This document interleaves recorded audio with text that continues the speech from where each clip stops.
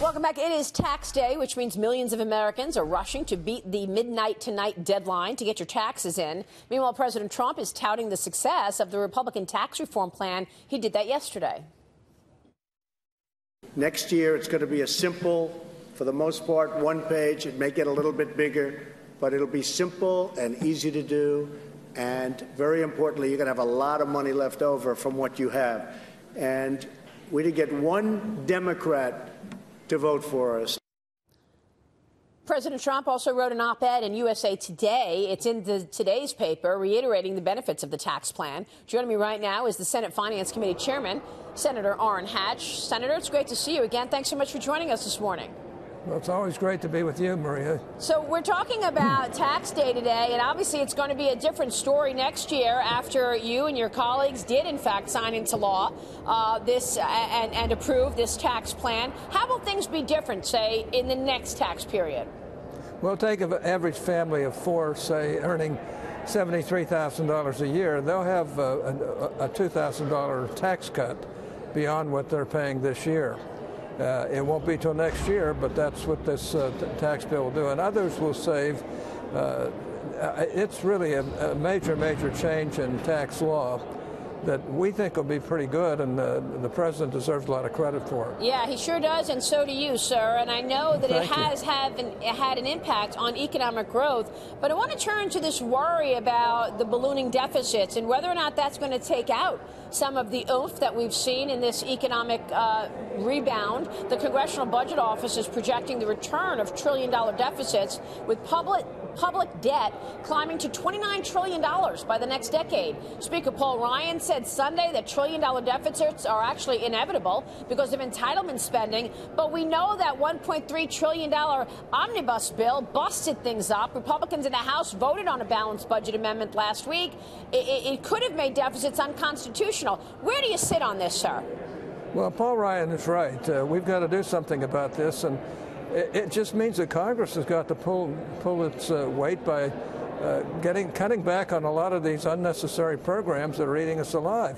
I think the president has to take the lead, because Congress is never going to do it unless it has presidential leadership behind it as well.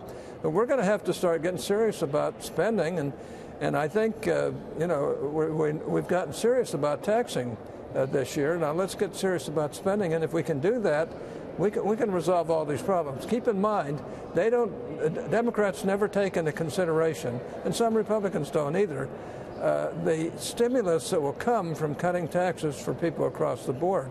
And we're hopeful that these cuts in taxes will cause people to save more, invest more, do more with their money, and of course actually make the economy even better. So do you think that with the deficits of $1 trillion going out, do you think that is going to cut into economic growth then? Because I agree with you, people will be able to save more and spend more and pay down debt. But what's the impact of these deficits and the spending? Well, a lot depends on whether we can cut those deficits by increasing the volatility and growth of our economy because of the incentives that come from cutting taxes. Whenever we've cut taxes, we've generally caused an upsurge in business and everything else in our economy. We're hopeful that will help too. But we're going to have to get serious in Congress about cutting some of these entitlement programs that go on no matter what, even though some of them don't do very much good. Yeah, I mean, that's where the growth in spending is. We know that. Right. So are you supporting this White House plan of a rescission to claw back billions of dollars in spending from that bill? Well, I'm looking at it very carefully and want to support the president. It's a tough job being president, especially with all these problems that President Trump has. So I'm going to give him every consideration I possibly can. But we'll have to look at everything, and then hopefully we can get things in order. Senator, let me switch gears and ask you about NAFTA, because Vice President Pence the other day said that we could be weeks away from an agreement. Now, I know that you and your colleague Bill Nelson are urging Robert Lighthizer, the trade representative, to ensure that the trade agreements include strong copyright provisions. Let's talk about what you want to see from NAFTA, what those copyright provisions might look like, and whether or not, in fact, we are close to getting an agreement with Mexico and Canada.